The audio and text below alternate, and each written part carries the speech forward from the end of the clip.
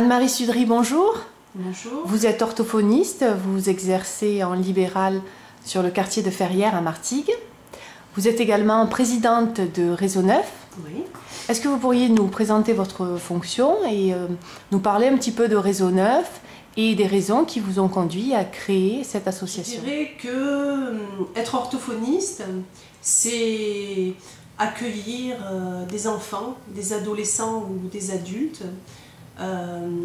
qui sont embarrassés avec le langage, embarrassés par le langage qui leur fait défaut ou qui cloche.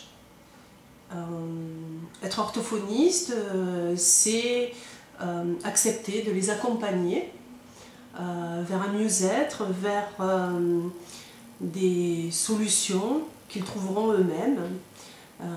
Je dirais qu'être orthophoniste, c'est toujours savoir s'interroger à propos de son savoir.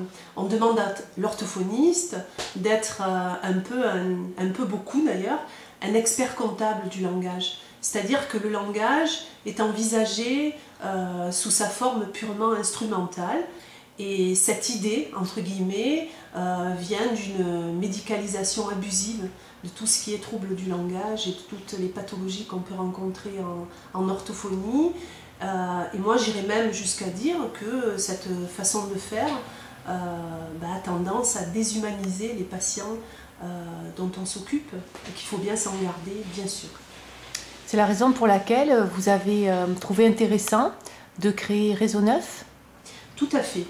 Tout à fait. Réseau Neuf, donc, c'est une association qui a pour objectif ambitieux, certes, de mettre en réseau le plus de professionnels possible qui œuvrent dans le secteur des troubles des apprentissages et du développement, d'ailleurs, chez l'enfant et l'adolescent.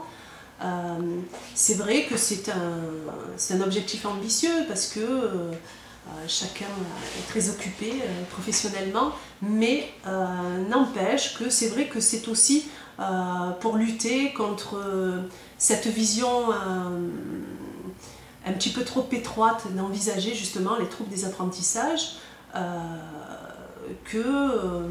on a décidé, on a envisagé que les gens puissent se rencontrer, puissent parler ensemble afin justement d'amener plusieurs voix et d'amener un débat sur justement ces fameux, ce qu'on nomme maintenant troubles des apprentissages, c'est-à-dire voir avant tout un enfant, un sujet, un patient, et non pas un organe ou une fonction. Ne pas réduire le langage à une fonction ni à un organe, mais envisager la personne, le sujet, l'enfant. Donc l'association Réseau Neuf d'ailleurs est hébergée par le réseau de santé Ouest Étang de Berre, RSOEB, et notre siège social se trouve donc au 5 rue des Cordonniers à Martigues, ce qui prouve que le partenariat est déjà bien engagé.